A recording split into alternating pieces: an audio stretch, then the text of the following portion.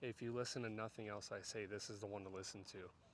Yesterday, I was at church and there was a gentleman up front praying, and as he walked by me when he was done, the Lord spoke to me and said, "Go tell him that I said remain steadfast and faithful."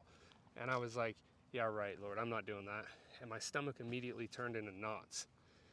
I went back to worship, but I was so distracted by this feeling in my stomach of, you need to go tell him. So I obeyed.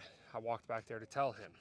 Now, with that being said, when I walked back there to tell him, I grabbed him. I said, "Hey, man, the Lord told me to tell you to remain steadfast and faithful. I don't know what it means. I don't know why.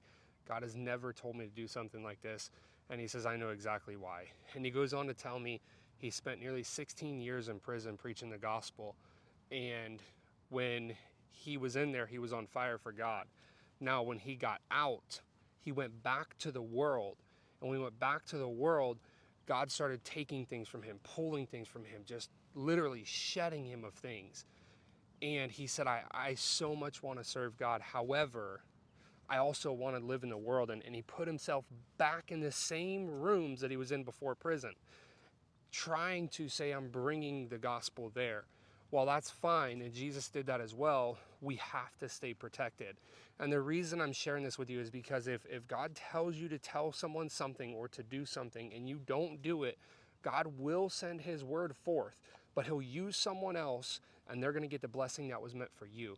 And if you think I'm wrong in that, you think I'm crazy in that, go study it in the Bible, okay?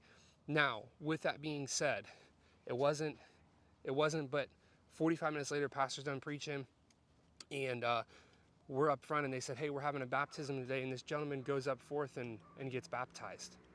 And I'm like, man, it wasn't me. It had nothing to do with me at all.